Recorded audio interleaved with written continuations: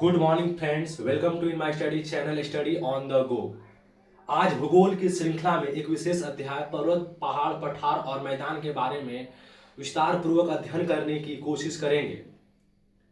जैसा कि आप लोग भारत के मानचित्र से तो रूबरू होंगे ही, और भारत के मानचित्र को अगर आप लोग राजनीतिक तौर पर देखने की कोशिश करते हैं तो उनके स्थलीय रूपों में काफी एकरूपता सी नजर आती है।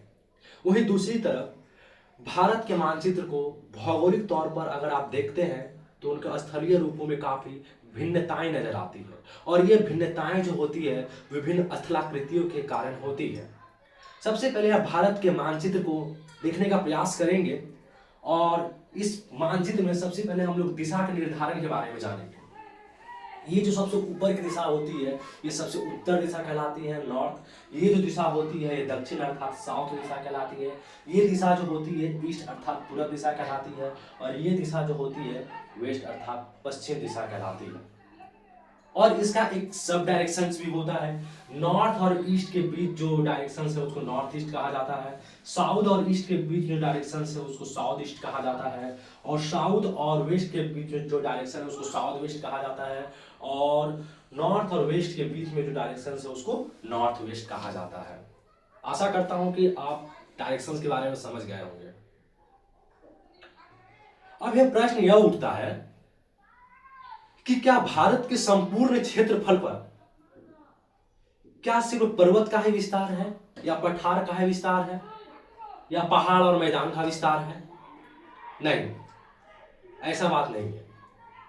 आप अगर भारत के मानचित्र को ध्यानपूर्वक देखने की कोशिश करेंगे भौगोलिक तौर पर, तो आप देखेंगे कि भारत के जो उत्तर में जो है वो हिमालय पर्वत का विस्तार है। ठीक मध्य भारत में हम लोग आते हैं, तो यहाँ पे विशाल मैदान का विस्तार है, और जैसे ही हम लोग दक्षिण यानी नीचे की तरफ आते हैं तो यहाँ पे प्रायद्वीपीय पठार का विस्तार है। चूंकि भारत का क्षेत्रफल 32,87,263 वर्ग किलोमीटर होता है, और भारत के संपूर्ण एरिया में यानी भारत के कुल भूभाग क्षेत्रफल में पर्वत जो है 10.7% भूभाग पर फैला हुआ है। पहाड़ का विस्तार जो है 18.6% भूभाग पर फैला हुआ है। पठार का विस्तार जो है 27.7% भूभाग पर फैला हुआ है, और मैदान का विस्तार जो है 43% भूभाग पर फैला हुआ है। अगर आप टोटल इसको सम कर देते हैं, टोटल ऐड कर देते हैं, तो आपको 100% ये प्राप्त हो जाता है। तो देख सकते हैं किस तरह संपूर्ण भारत के क्षेत्रफल पर ये जो विभिन्न स्थलाकृतियां हैं किस प्रकार ये प्रतिशत में ये विस्तारित है। चूंकि हम लोग बात करेंगे सबसे पहले पर्वत के बारे में। पर्वत कहेंगे किसको? देखिए, हम जहां रहते हैं वो समतल मैदान में रहते हैं, यानी कि हम लोग एक मैदानी इलाकों में रहते हैं। पर्वत जो होता है जिसका आधार जो होता है वो विस्तृत होता है, फैलाव होता है आधार में, और ये क्या होता है ऊपर जाकर ये संकुचित हो जाती है। कहने मतलब है कि जिनका आधार विस्तृत हो और ये जैसे जैसे ऊपर होती है और ये ऊपर जाकर संकुचित हो जाती है, यानी समतलीय मैदान से लगभग 1000 मीटर की ऊंचाई पर होता है, और इसकी आकृति जो होती है वो त्रिभुजाकार होती है, और इसका ढलान जो होता है वो काफी तीव्र होता है। तो आप पर्वत की परिभाषा समझ सकते हैं। ये ऐसी स्थलाकृतियां होती है जिनका आधार विस्तृत होता है, जो ऊपर की ओर संकुचित होती है, जो समतलीय मैदान से 1000 मीटर ऊंचा होता है, और इसका आकार क्या होता है? त्रिभुजाकार होता है, और इनका ढलान जो है वो तीव्र होती है। आशा करता हूं कि आप पर्वत के बारे में समझ रहे होंगे। हिमालय भी एक पर्वत है, और हिमालय का विस्तार सिर्फ भारत में ही नहीं है। हिमालय का विस्तार हम देख सकते हैं, हिमालय का विस्तार तो भारत में है ही, भारत के साथ साथ आप लोग नेपाल में भी देख सकते हैं, भूटान में भी देख सकते हैं, म्यांमार में भी देख सकते हैं, चाइना में भी देख सकते हैं, पाकिस्तान में भी देख सकते हैं, अफगानिस्तान में देख सकते हैं। लेकिन हमको जो हिमालय पर्वत के बारे में जानना है वो भारत के संदर्भ में हिमालय पर्वत को जानना है। अब यह प्रश्न ये उठता है कि हिमालय पर्वत भारत के किन किन राज्यों से होकर गुजरता है। हिमालय पर्वत जो होती है, हम बता देना चाहते हैं, हिमालय पर्वत जो होती है वो 2 यूटी यानी 2 केंद्र शासित प्रदेश प्लस 11 राज्य से होकर गुजरती है।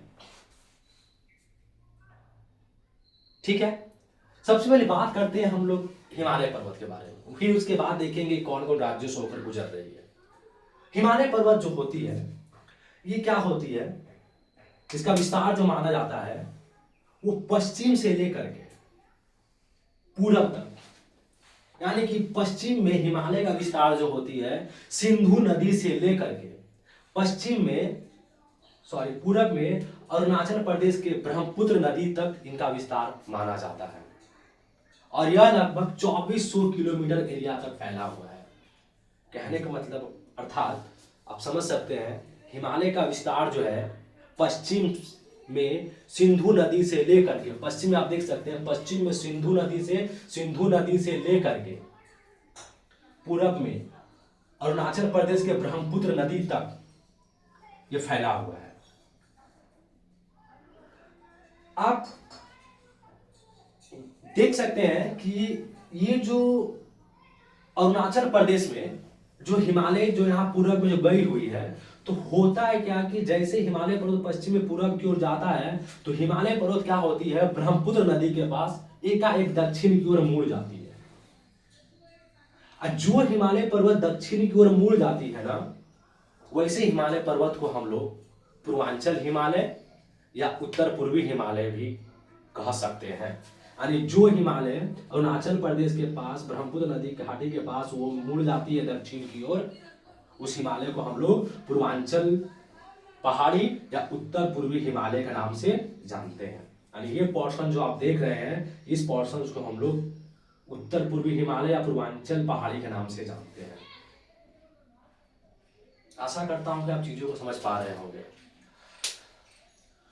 तो हिमालय का जो विभाजन जो होता है वो विभिन्न आधारों पर किया गया है। तो हिमालय का जो विभाजन होता है, सबसे पहले हम लोग प्रादेशिक तौर पर अगर देखें तो 4 इसका विभाजन है। पंजाब हिमालय, कुमाऊं हिमालय, नेपाल हिमालय, असम हिमालय। और ये विभाजन जो है ना, ये विभाजन जो आप देख रहे हैं, ये सर सिडनी बुर्राट नामक एक विद्वान थे, वो नदियों की सीमा को आधार मानकर ये हिमालय का विभाजन किया है। और दूसरे तरीके से आप देख सकते हैं तो भौगोलिक तौर पर अगर आप देख रहे हैं तो हिमालय ट्रांस हिमालय, बृहद हिमालय, लघु हिमालय और शिवालिक हिमालय में विभाजन किया गया है। अगर आप ये दोनों के आधार को मानते हुए अगर देखें हिमालय पर्वत को, तो हिमालय पर्वत का विस्तार जो है आपको अरुणाचल प्रदेश यानी कि नॉर्थ ईस्ट इंडिया में नहीं मिलेगा। इस दोनों के आधार को आप मानकर देखते हैं। लेकिन ऐसे देखते हैं पश्चिम से पूर्व की ओर देखते हैं, जहां पर क्या होता है हिमालय पर्वत एकाएक दक्षिण की ओर मुड़ जाती है और पूरे नॉर्थ ईस्ट इंडिया में फैल जाती है। तो इस पोर्शन को हम लोग अभी बताएं, हम लोग पूर्वांचल की हिमालय पूर्वांचल पहाड़ी या उत्तर पूर्वी हिमालय के नाम से जाना जाता है। और इसी नॉर्थ ईस्ट इंडिया में जो विभिन्न राज्य हैं, जैसे अरुणाचल प्रदेश है, नागालैंड है, मणिपुर है, मिजोरम है, त्रिपुरा है, असम है, मेघालय है, इसको 7 सिस्टर्स कहा जाता है। 7 सिस्टर क्यों कहा जाता है इसको? 7 बहनों की राज्य कहा जाता है इसको, क्योंकि इनकी जो भौगोलिक निकटता जो होती है, इनकी जो सामाजिक सांस्कृतिक जो होती है, ये भारत के कई राज्यों से अलग थलग होती है और ये राज्य एक दूसरे पर निर्भर होती है। यही कारण इसको हम लोग नॉर्थ ईस्ट इंडिया या 7 सिस्टर के नाम से जाना जाता है। ये सेवन सिस्टर का नाम जो है ना 1972 में एक रेडियो कार्यक्रम में एक शायद जो ज्योति प्रसाद सैकिया नाम का कोई एक प्रशासनिक अधिकारी थे, उनके द्वारा ये नाम दिया गया है, क्योंकि ये राज्य एक दूसरे पर डिपेंडेंट है, एक दूसरे पर निर्भर है। आगे बात करते हैं हम लोग पंजाब हिमालय के बाद। प्रादेशिक तौर पर देखते हैं पंजाब हिमालय। पंजाब हिमालय क्या होता है? पंजाब हिमालय, ये देखिए नाम, आप नाम पे मत जाओ। पंजाब हिमालय ऐसा नहीं कि पंजाब में विस्तारित है। पंजाब हिमालय का विस्तार आप देख रहे हैं, सिंधु से सतलज नदी के जो बीच का भाग होता है, सिंधु से लेकर के सतलज नदी का जो बीच का भाग होता है, ये वाला एरिया, सिंधु नदी से सतलज नदी का जो बीच का भाग होता है, ये पंजाब हिमालय के नाम से जाना जाता है। इसके अंतर्गत आपको बहुत सारी चोटियां देखने को मिल जाएगी, लद्दाख, जास्कर, काराकोरम, ये पंजाब हिमालय के अंतर्गत देखने को मिलती है। उसके बाद कुमाऊं हिमालय के बारे में बात करते हैं। सतलज और नेपाल में काली नदी है, तो सतलज और काली नदी के बीच का जो भाग है वो कुमाऊं हिमालय है। और ये वाला एरिया में उत्तराखंड आता है, और इसी कुमाऊं हिमालय में त्रिशूल पर्वत, नंदा देवी पर्वत, कॉमेट, इसकी महत्वपूर्ण पर्वत चोटियां हैं, जिसकी जो लगभग 320 किलोमीटर के एरिया में फैली हुई है। अब बात करते हैं नेपाल हिमालय। नेपाल हिमालय जो है काली नदी और सिक्किम से तीस्ता नदी गुजरती है, तो काली नदी और तीस्ता के बीच का जो भाग है वो नेपाल हिमालय कहलाता है। और ये सर्वाधिक लंबी, इसकी ये जो फैली हुई है लगभग 800 किलोमीटर के एरिया में फैली हुई है। ये सर्वाधिक लंबी श्रृंखला होती है नेपाल हिमालय। और नेपाल हिमालय में जो है विश्व के अधिकतर जो ऊंची ऊंची चोटियां होती हैं वो नेपाल हिमालय के अंतर्गत ही आता है, जैसे माउंट एवरेस्ट, मकालू, मंसालू, चोयू, ये सब जितना भी हम महत्वपूर्ण चोटी है ये सब नेपाल हिमालय के अंतर्गत आती है। अब बात करते हैं असम हिमालय। असम हिमालय जो है तीस्ता नदी, सिक्किम से तीस्ता नदी निकलती है, अरुणाचल प्रदेश से ब्रह्मपुत्र या कहीं कहीं सोर्स से मानस दिया जाता है, यानी तीस्ता और ब्रह्मपुत्र या मानस के बीच में जो माना गया वो असम हिमालय का फैलाव है। और इसके अंतर्गत नामचा, बारवा नामक पर्वत आते हैं। आशा करता हूं कि आप चीजों को समझ पा रहे होंगे। ठीक उसी प्रकार हम लोग भौगोलिक तौर पर हिमालय का विभाजन देखते हैं। एक होती है ट्रांस हिमालय, एक होती है बृहद हिमालय, एक होती है लघु हिमालय, एक होती है शिवालिक हिमालय। तो ट्रांस हिमालय के बारे में जानने की कोशिश करते हैं। ट्रांस हिमालय जो होता है ये लगभग कुछ इस कदर फैला होता है ऐसे। और ट्रांस हिमालय जो होता है ना, ये मुख्य हिमालय का भाग नहीं होता, ये बृहद लघु शिवालिक का भाग नहीं होता है। क्यों? क्योंकि ट्रांस हिमालय का जो निर्माण हुआ है वो मुख्य हिमालय के निर्माण से पहले हो चुका है। और चूंकि ट्रांस हिमालय का सर्वाधिक विस्तार तिब्बत वाले एरिया में पड़ता है, चाइना वाले एरिया में पड़ता है, इसीलिए इसको तिब्बती हिमालय भी कहते हैं। और ट्रांस हिमालय भारत के एकमात्र केंद्र शासित प्रदेश लद्दाख से होकर गुजरती है। और लद्दाख में ट्रांस हिमालय में ही एक काराकोरम श्रेणी है, जिसकी महत्वपूर्ण चोटी जो होती है K2 गॉडविन ऑस्टिन, K2 को ही गॉडविन ऑस्टिन कहा जाता है, जिनकी ऊंचाई 8611 मीटर होती है। इसी काराकोरम श्रेणी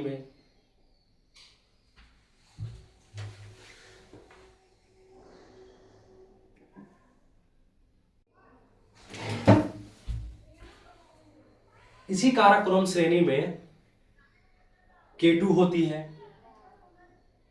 साल्टोरा पर्वत माला इसी श्रेणी में आती है। ग्लेशियर बूम 1, ग्लेशियर बूम 2 सब काराकोरम श्रेणी के अंतर्गत ही आती है। तो आशा करता हूं कि आप ट्रांस हिमालय के बारे में आप लोगों को समझ में आ रही होंगी। ठीक ट्रांस हिमालय के नीचे हम लोग आते हैं,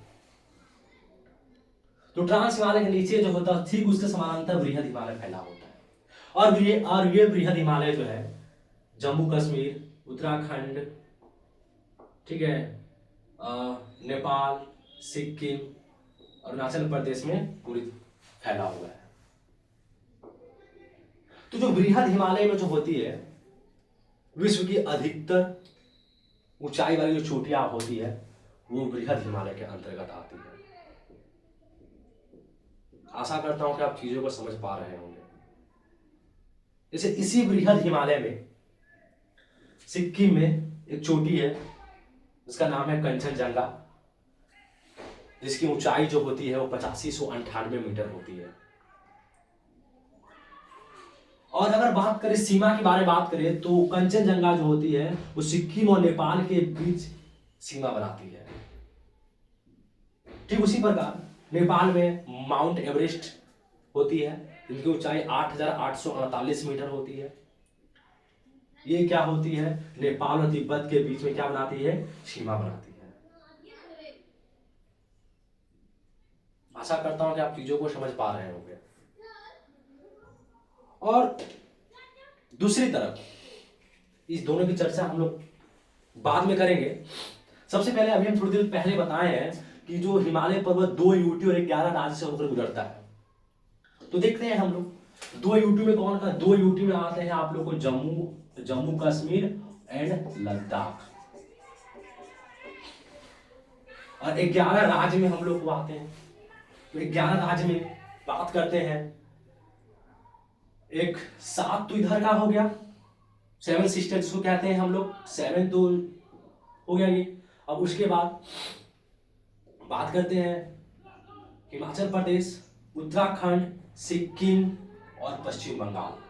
4 इधर हो गया, ठीक है, और 7 इधर हो गया। 4 7 11 और 2 यूटी जम्मू कश्मीर लद्दाख, यानी कि टोटल 13 राज्य। 13 राज्य में डिवीजन करेंगे तो 11 राज्य हो जाएगा, 2 यूटी से होकर गुजरती है। अब बात करेंगे कुछ नॉर्थ ईस्ट इंडिया के बारे में, यानी पूर्वांचल के पहाड़ी के बारे में। पूर्वांचल की पहाड़ी में सबसे पहले हम लोग देखेंगे अरुणाचल प्रदेश के बारे में। अरुणाचल प्रदेश में महत्वपूर्ण चोटियां आती है, महत्वपूर्ण पहाड़ियां हैं यहाँ पर। जैसे अरुणाचल प्रदेश में बात करें तो डाफला, मेरी, अबोर, मिसमी, पटकाई बूम, ये जो हम पहाड़ का जो श्रेणी जो बताए हैं, हमने सीरीज बताए, पश्चिम से पूर्व की ओर फैला हुआ है। डाफला, मेरी, अबोर, मिसमी, पटकाई बूम, ये पश्चिम से पूर्व की ओर फैली हुई है। दूसरी ओर बात करें तो जो पटकाई बूम पहाड़ियां जो है ये भारत को म्यांमार से अलग करती है। और म्यांमार में जो हिमालय पर्वत फैला हुआ है ना, तो ये म्यांमार में हिमालय पर्वत को अराकान योमा के नाम से जाना जाता है। उसके बाद हम आते हैं नागालैंड। नागालैंड में सभी जानते हैं नागा पहाड़ी, इसकी सर्वाधिक ऊंची चोटी सारामती है, इसकी ऊंचाई 3826 मीटर है। इसके बाद आते हैं मणिपुर, मणिपुरी पहाड़ी, लैमातोल की पहाड़ी, ये सब आपको मणिपुर में देखने को मिल जाएगी। मिजोरम में आते हैं मिजो पहाड़ी, लुसाई की पहाड़ी, ब्लू माउंटेन, ये सब आपके मिजोरम के अंतर्गत देखने को मिलती है। त्रिपुरा में आते हैं त्रिपुरी पहाड़ी। उसके बाद मेघालय में आते हैं, कभी भी पूछता है पश्चिम से पूरब क्रम बताइए, तो गारो, खासी, जयंतिया, नोकरे, काइलाश, चेरापुंजी, ये सब जो पर्वत है, पहाड़ जो है, ये सब मेघालय में फैला हुआ है। असम में अगर बात करें, असम में मिकीर, भुवन, रेंगमा, ये सब असम की पहाड़ियां होती है। और एक होती है बरेल पर्वत, बरेल पहाड़ी। तो बरेल पहाड़ी जो होती है ना, इसका विस्तार 3 राज्यों में है। असम में तो है ही, मणिपुर में है, असम, मणिपुर और मिजोरम, 3 में आप देख सकते हैं बरेल पहाड़ी का विस्तार। बाकी और भी बहुत सारी चीजें हैं, जैसे आपके एग्जाम में पूछा जाता है कि ट्रांस हिमालय, देखिए अगर ट्रांस हिमालय है, अगर ट्रांस हिमालय के हम लोग उत्तर में जाते हैं, उत्तर में जाते हैं तो तिब्बत का पठार मिलता है, और हम लोग ट्रांस हिमालय के दक्षिण में आते हैं तो हमको बृहद हिमालय देखने को मिलता है। तो पूछा जा सकता है कि बृहद हिमालय बताइए कहाँ पर स्थित है, तो ट्रांस हिमालय लघु हिमालय के बीच स्थित है। लघु हिमालय कहाँ स्थित है, बृहद हिमालय शिवालिक के बीच स्थित है। और शिवालिक के जैसे दक्षिण में जाते हैं तो हमको उत्तर भारत का विशाल मैदान मिल जाता है। तो पूछा जा सकता है कि ट्रांस हिमालय और बृहद हिमालय को कौन अलग करता है, तो ITSZ, इंडो तिब्बत संचार जोन। ठीक उसी प्रकार बृहद हिमालय लघु हिमालय से जो किसके कारण अलग होता है, MCT, मेन सेंट्रल थ्रस्ट। लघु हिमालय शिवालिक हिमालय से अलग कैसे होता है, मेन बाल्टिक फॉल्ट। और शिवालिक जो है मध्य भारत के विशाल मैदान से कैसे अलग होता है, HHF, हिमालयन फ्रंटियल फॉल्ट। आशा करता हूँ कि आप चीज़ों को समझ पाए होंगे, और इसका नेक्स्ट जो पार्ट 2 बहुत जल्दी आप लोगों को मिल जाएगी। Thank you for watching. जय हिंद।